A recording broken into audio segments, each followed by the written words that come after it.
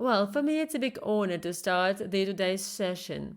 And today I'll be talking with you about the why these stories become bridges. Yesterday I was mentioning ChatGPT so that even machine can tell a story. Probably you've listened to me yesterday in the evening. If you heard that story yesterday, please put the plus into the chat. I'm just curious who stayed that late. And for everyone else, I've just recently tried ChatGPT.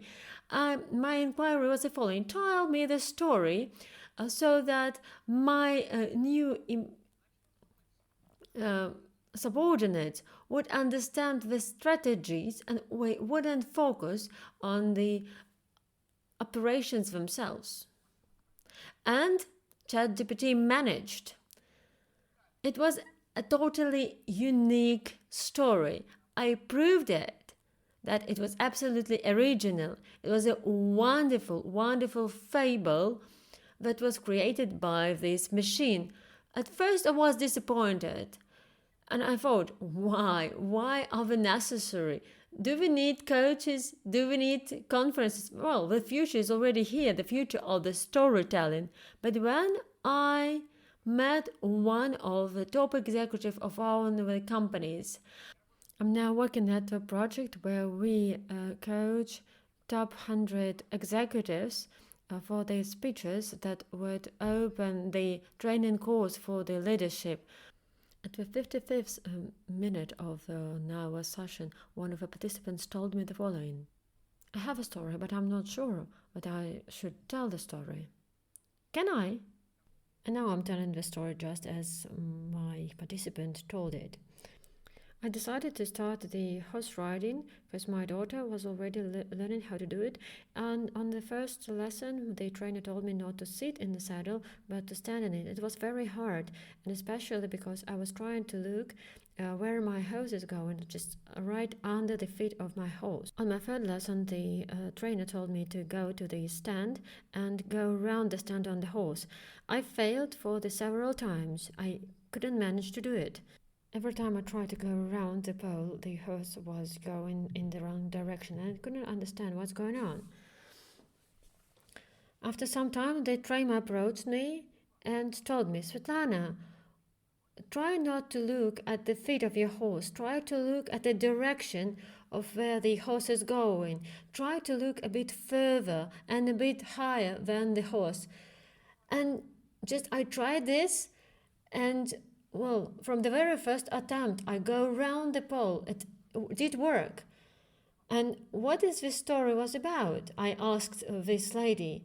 Well, for the organization, she told me, it's the same. You don't need to look under the feet. The leader also need to look a bit further and look at the distance.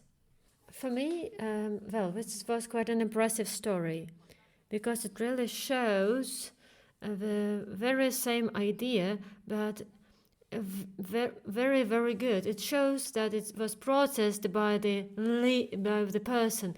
No machine can really process the story in this way. Just for a second, I closed the window. Excuse me. Yes, I have a window near my beautiful bridge. Well, now you know that bridges have windows. Well, and all sorts of things. Well, today I would like to show you what kind of bridges we can build for each other. Those are bridges built with stories. And so we'll now emerge into this topic, and I will start with a quote of Martin Dupre, who is a top consultant who passed away in 2017. He wrote that the first responsibility of a leader is to define reality. The last one is to say thank you. Between them, a leader should turn into a servant. Well, not in a direct way, but still you get the idea. So now we'll try to understand what kind of bridges the leader should build. We'll start with this definition of the reality. What does it mean? For me, this is the answer to the question why we do what we do. Many companies know what they do, how they are different from other companies, but they don't really understand why they should do what they do. The very similar story was in company called Erste. They were in beauty industry and in health for more than 20 years. They were quite successful. They had a huge portfolio of different brands. But at a certain point, they needed to grow and they needed to put an additional effort on their health direction. But they didn't know how to manage new people coming into the company. And they had two possibilities: have the regular management with the regular meetings and so on. And another possibility, we joined together with their PR manager. We were talking about the thing that the connection between people shall be more important than just the general understanding of what's going on. So we decided to work with the top management of a company and people who are long enough in the company. We wanted to have a session where we would understand what are the experiences that they had. We wanted to have their memories, not like general answers to questions like why this company is important and so on. So we were asking questions trying to evoke memories. I will show you the question a bit later. And there was one story, I believe, that was told by the financial director. So this is what she told. On the very first day, she came to the office and it was so grayish and her room was very, very small, and it was so disappointing that the room seemed very grey, although they were working in the fashion. Why so? It was not very beautiful, actually. So she thought that probably it was the wrong decision to start and work here. But then one of the ladies, Eleonora, approached her, and she was in the yellow sweater. She was one of the co-founders of the company, and she approached this new financial director with an orchid in your hand. And she said, well, I'm so happy to have you here, and you will feel more cozy with this little flower, and we'll try to make it even more beautiful after some major repairs that are going on in the office. And at the very moment, a participant told that, well, she was so happy that she was at that office. So this session that we carried out, we were talking about the memories, about the influence on expert community, on clients, and so on. The session was in March 2020. You all remember what happened in March 2020. We thought actually that they will really kit the whole idea of having such sessions, the masks and gloves in beauty industry.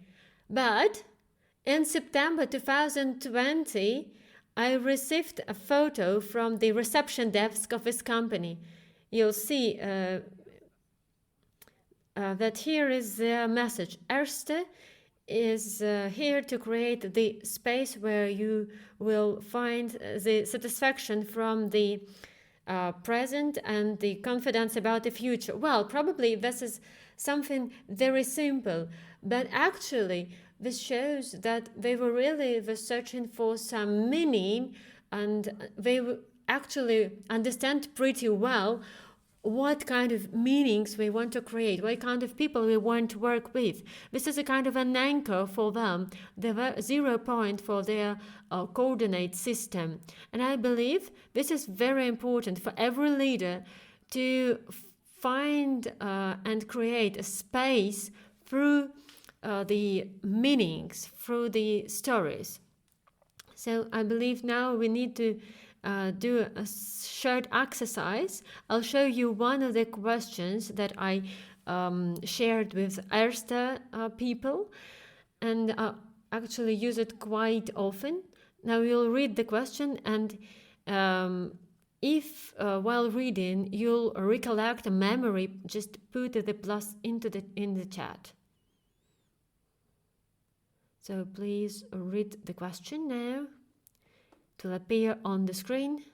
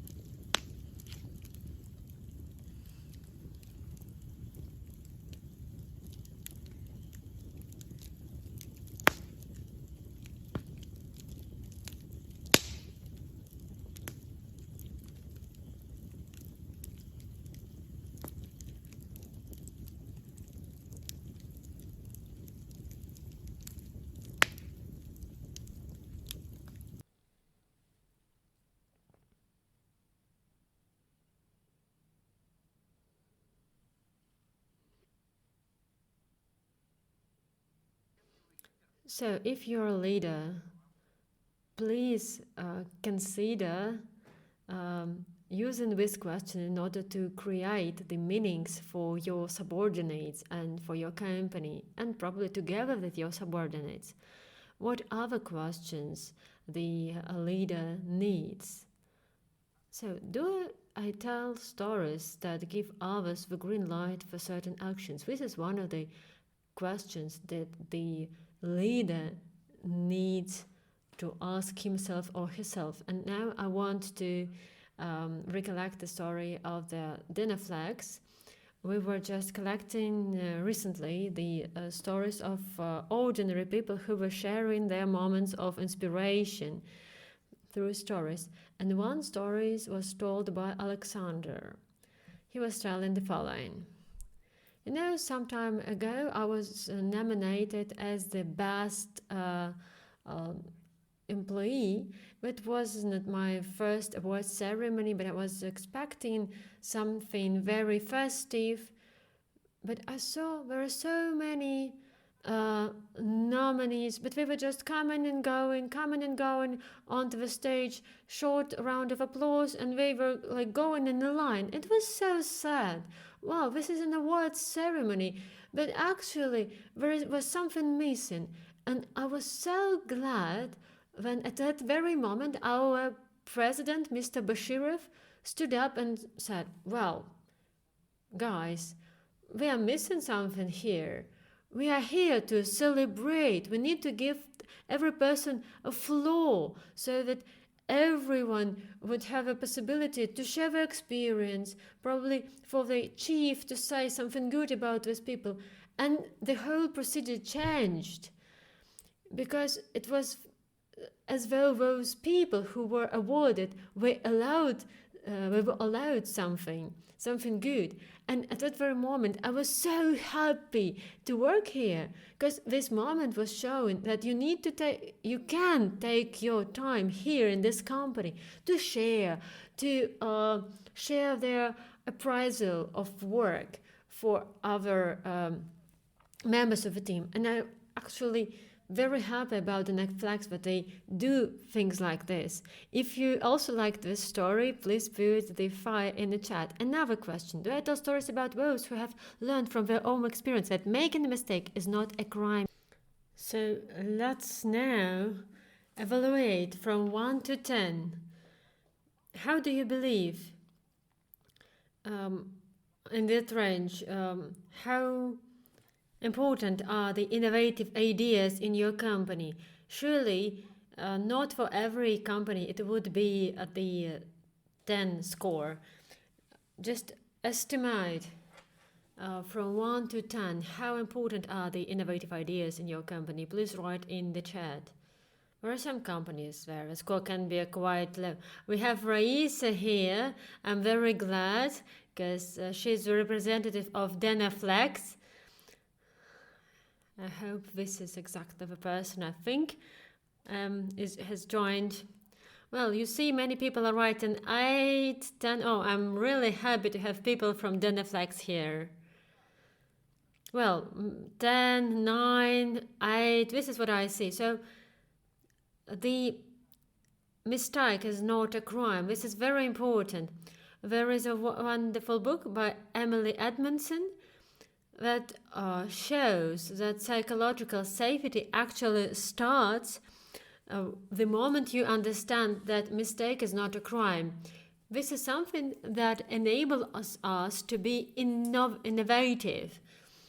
Sometimes we don't speak about the mistakes because we are afraid of the immediate consequences. But we forget about the long-term consequences. This is quite natural.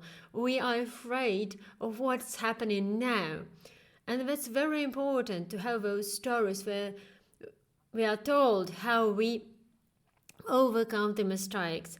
Another question: do I tell the stories of those who realized that we achieved the result through joint efforts, although I used to sincerely believe in the futility of the work of other departments? I've seen companies who try to use those who are not skeptical about certain ideas, and they use their stories in order to persuade others. But sometimes, actually, the most effective can be the stories of those who were skeptical, because they understand how it is to be skeptical at first, but then to change his or her own mind. Another question: do I tell stories about those who asked for help at crucial moment, even though they were afraid to seem incompetent? Especially those stories are important for leadership. They should tell such stories, because by doing so they can show to the whole team that help shall be respected and help is absolutely okay. And I believe the general attitude is not a very good. Sometimes people think that help is considered as a kind of a weakness, as something inadequate. And another question: do I tell stories about moments that show that we have become one step closer to the preferred picture of the future? And here I would like to share with you a short story that was inspired by my wonderful wife, Anne. Some time ago, I decided to use the Freeletics apps in order to lose some weight. Well, I just decided to be more fit, maybe just before the summer or just generally. Well, I had 48 trainings to do at this app. I don't like to weigh myself and see if I lost weight. I just decided not to measure anything. After 32 trainings just today, I felt, well, I have more power. I'm losing weight, but I cannot really see it. I'm still the same in the mirror. And I go out of the shower and my wife just tell me, "Come here." And she takes out this measure tape and measures me. And I tell her, "Why, you don't know. I haven't measured before the trainings. We don't know the initial data." And she just said, "But I've took measures from you in order to order this particular short. And I've lost actually 2 centimeters. And it's not a story about me losing weight. It's about the research by Teresa Amabile. And according to this research, every person feels much better when there is a certain progress. And every leader just shall help other people, the employees, to feel this progress. And let's put some fires to my wonderful Anne, who is a wonderful narrative leader who helps me every year to organize this conference because she believes in me. Well, all those fires go for my wonderful wife. Thank you very much. Well, we should be really efficient. And we have wonderful comments now in the chat. Well, let's proceed. And I would like to show you one wonderful example. This is an example of how a leader, after a certain part of the journey, can tell thank you. Well, we can just thank people, but that's not actually enough. The best thank you is when we acknowledge when this particular path was not in vain. And here I would like to show you apart from the Doctor Who series, it will be subtitled, it will be in English, but with Russian subtitles. In this episode, Doctor Who, together with Van Gogh, was fighting aliens. Well, it's not important for us. What is important, we see that the painter, the famous painter, isn't really sure that he's a good painter, and Doctor Who does something very special at the end of this episode. Let's have a look what he does.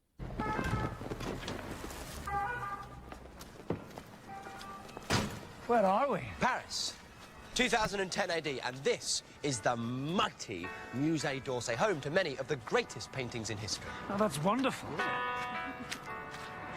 Ignore that, I've got something more important to show you. Take all your chances while you can. Never know when they'll pass you by.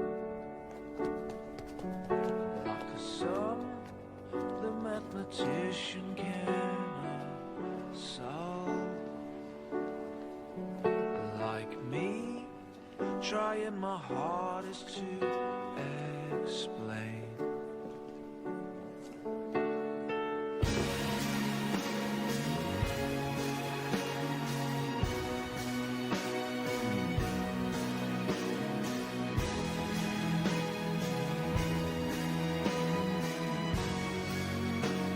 It's all about your closing kisses. Those first steps there, I can't calculate. Mr. Black? Yes. We met a few days ago. I asked you about the church at Vers. Oh, yes. Glad to be of help. You were nice about my tie. Yes. And today is another cracker, if I may say so. But I just wondered, between you and me, in 100 words, where do you think Van Gogh rates in the history of art? Well, big question. But to me, Van Gogh is the finest painter of them all. Certainly the most popular great painter of all time. The most beloved. His command of color, the most magnificent. He transformed the pain of his tormented life into ecstatic beauty. Pain is easy to portray, but to use your passion and pain to portray the ecstasy and joy and magnificence of our world, no one had ever done it before. Perhaps no one ever will again. To my mind, that strange, wild man who roamed the fields of Provence was not only the world's greatest artist, but also one of the greatest men who ever lived. Vincent, I'm sorry. I'm sorry. Is it too much? No. They are tears of joy. Thank you, sir. Thank you. You're welcome. You're welcome. Sorry about the beard. It's all about your closing kisses. It's all about you.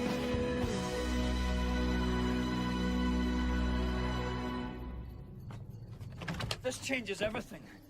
I'll step out tomorrow with my easel on my back, a different man. Though I still can't believe one of the haystacks was in the museum. How embarrassing. It's been a great adventure and a great honor. You've turned out to be the first doctor ever actually to make a difference to my life. I'm delighted. I won't ever forget you.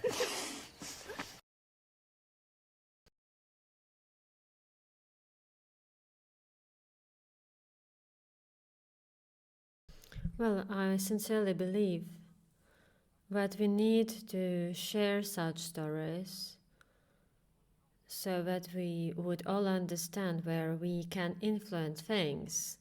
We can change something in the world.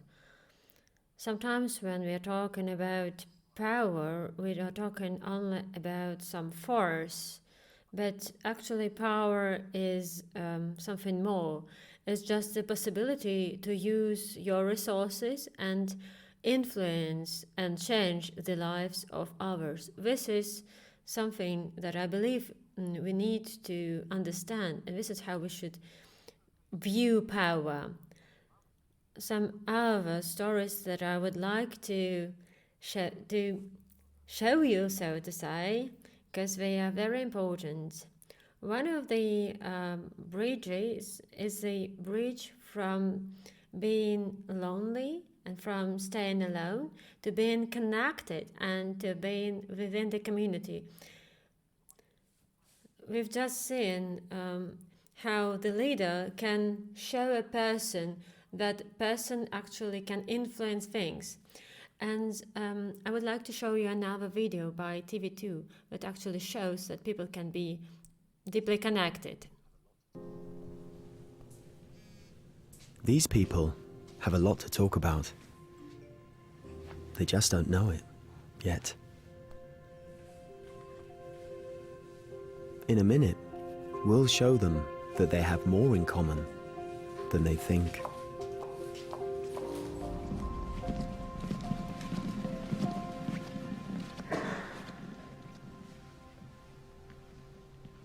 Hej alle sammen. Tak fordi I er kommet. Thomas, vil du stille dig der? Og Aske?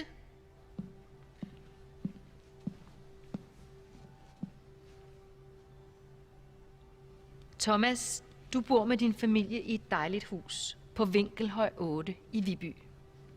Før I flyttede ind, var det faktisk dit barndomshjem, Aske. Det er rigtigt. Ja. Fodbold i haven om sommeren. Og, det kan jeg lige forestille mig. Ja, præcis. Vi laver igen. Mathilde, vil du komme herop? Hej. I to har faktisk stået over for hinanden før. Okay. Men der var I 12 år. Og det var i en rugbykamp. Okay, ja. Kampen endte i øvrigt 42-0 til Askes hold. Tak for kampen. Ja, tak. Inger.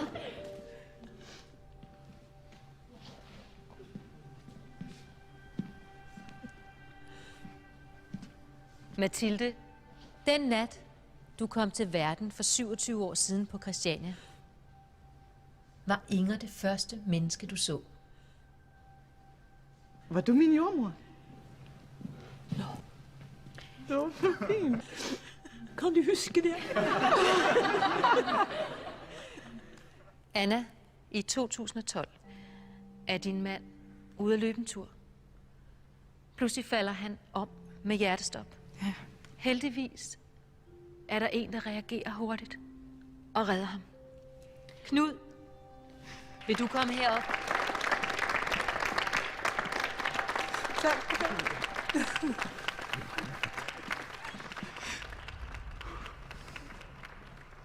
Godt at hilse på dig. Just below the surface, a total stranger can turn out to be someone you're actually connected to. Det er godt et stykke tid siden. Someone who rouses forgotten memories. Like the very first kiss. Someone who reminds you that you're not alone. But that somebody else also has a bulldog named Prebin. Someone like Thomas, who put out a fire at Vibeka's place. Vi er så taknemmelige for, at brandvæsenet kom så hurtigt. Someone you've been gaming with for years, but Kender I to hinanden? have never met. Altamon, mød Lil Salt. Det er løgn. Det er topfraggeren. Jeg var fandme kendt den anden i 3-4 år, uden at nogensinde møde den anden, eller set den anden før. Altså. If we approach each other, we might find out that we share the same destiny. Rana og Maha, I kom til Danmark fra Syrien for 4 år siden. Dorit og Jan, I har en lignende historie fra 2. verdenskrig. Jeg har prøvet at være flygtning, og jeg vil aldrig glemme det. Det har betydet usigeligt meget. Og Rikke, det var din oldefar, der risikerede sit liv ved at sejle Jan over Øresund den oktoberaften. i 1943. It's easy to mind your own business. It takes a little more effort to mind the community. But doesn't the feeling of having something in common, something that connects us, make it all worthwhile? TV2, all that we share.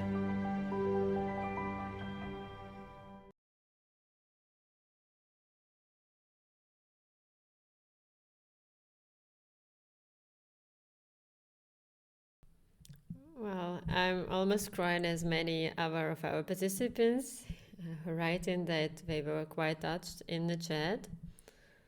Well, thank you for your emotions. Thank you for sharing them. We feel so united by this as well.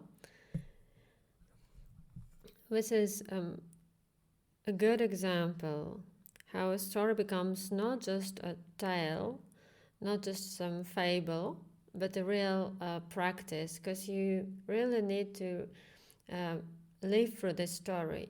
And actually, for our brain, it's there's no difference. Every time we hear a story, every time we watch a movie, we live through this story. This is why we are scared when we watch a horror movie. And if you want to just rewatch all of those videos, just write to me. I'll send all those videos. I'll share them, because I believe we need to share good stuff. And another bridge that is important to build, this is the so-called memory bridge, something that helps us to understand our own mistakes, acknowledge them, and understand what's really important when we take particular decisions. And here I want to share with you a part of the interview with Gogh Chrissy. He's the Chief Storytelling Officer in Toyota. I did an interview with him, and he shared his views and his experience from his work. Let's see. Actually, Toyota brought everybody together.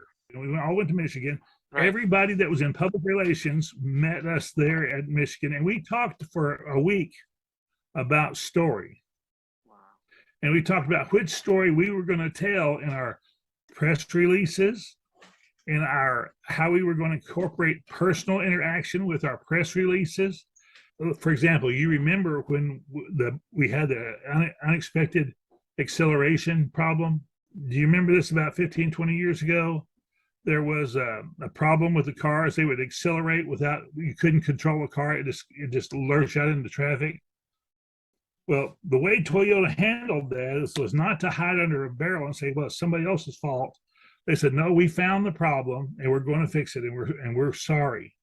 It will never happen again. Now, what you don't know is that at Toyota every year at the Georgetown plant, there is a room set up with all the victims who were hurt because of those cars being a bad quality. And their stories are told over and over by video in that room. And every year, every single Toyota employee is required to go into that room and go through the whole display, sign off that they saw the whole thing all over again. Because we don't ever want to forget that every time we do anything, it's affecting our public's trust. So does the expense of taking people off the line and getting them in there and making them walk through there for 30 minutes, that costs money to do that. Is that expense justified in the bottom line? Absolutely it is. Because the person walks out there determined to do a good job from there on. I will tell you that the factory there, 10,000 people work in that factory. 68% have perfect attendance. They've never, ever been late or absent from their job. Actually, Toyota.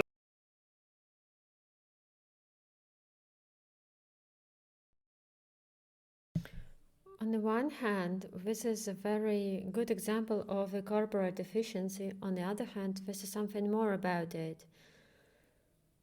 People who don't know their history, they don't know their past, we are destined to repeat it. And this is why I believe it's so important to have such practice now, and even we will need them even more in the future, because we will have to rethink many things. And this is a practice that we always need. I don't know how to do it exactly, especially taking into the account the current circumstances, because now sometimes the past, the history of the past is not really welcome. But if we understand what are the instruments that are used or that can be used in order to construct a better future, we need to try and build this bridge. Another example is the example where we can be shown how we actually sometimes think only about themselves. Sometimes it's really hard to imagine the way other people are feeling, to be in their shoes. It's hard.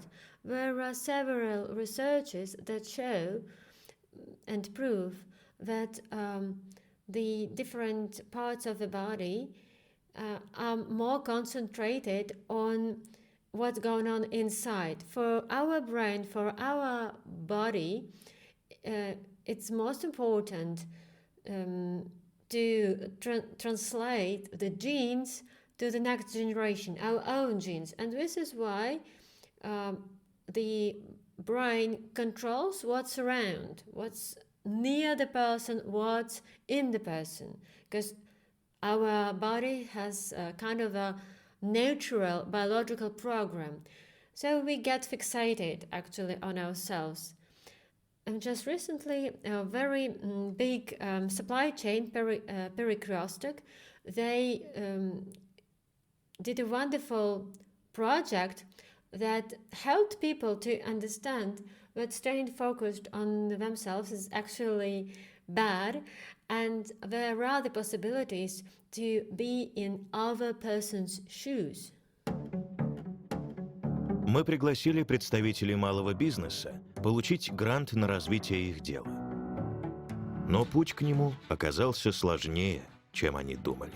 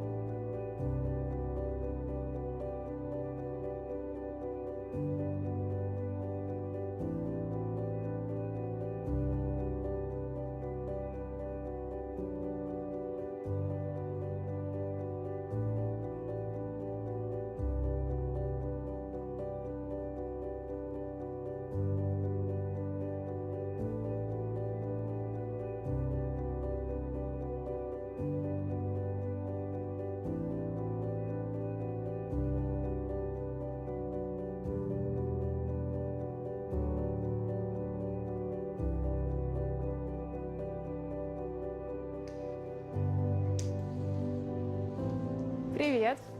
Привет. Мне очень нравится ваше кафе.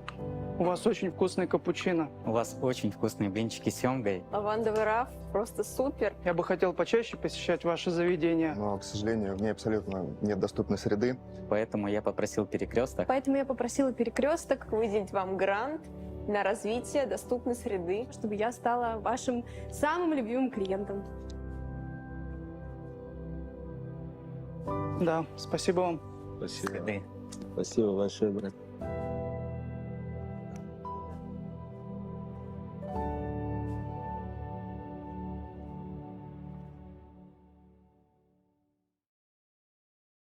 Thank you for being here with me. Well, I believe the video is really touching. Even hard to watch. This is another build, that's another bridge that's important to build. Well, lots and lots of bridges. So I have a following suggestion before we proceed. Every story that we've seen today, this is a story of someone who, usually we think that we need to tell the story about something.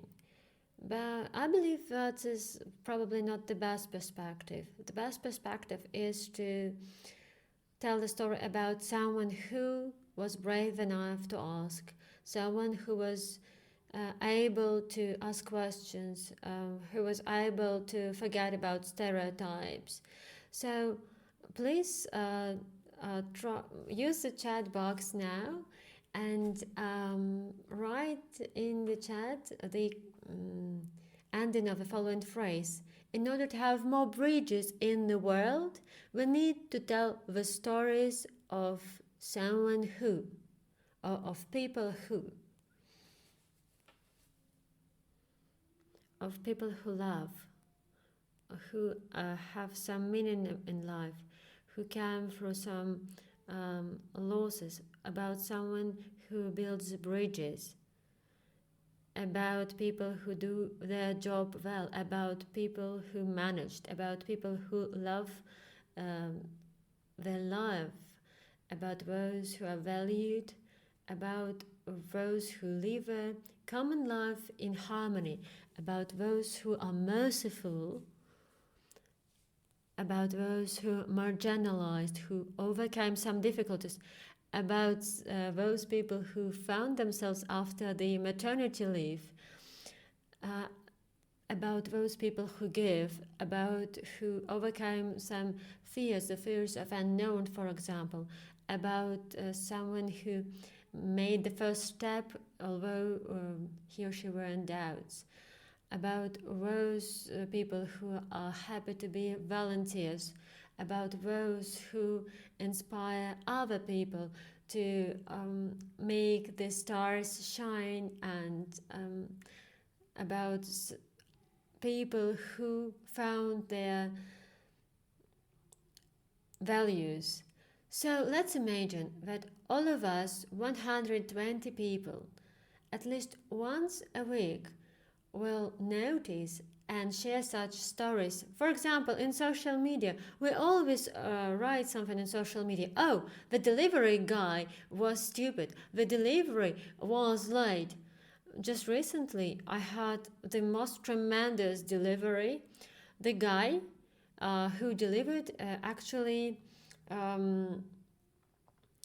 delivered the wrong desserts, and the guy on the phone just told that he is alone in the office and he manages everything.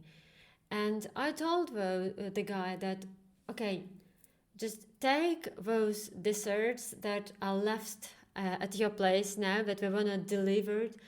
Just have a nice cup of coffee with this dessert. We will eat what was actually delivered to us, the wrong desserts. And I just asked to deliver the rest of the order that wasn't delivered at all. And I just heard this sigh of this person who was so happy that there would be no arguments and whatsoever, and there was just some kindness. And it was easy.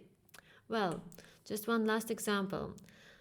Some time ago, in the wonderful book of the Cultural Code, I found the story about the Euro Cup in Portugal in 2004. Well, someone is reading this book actually.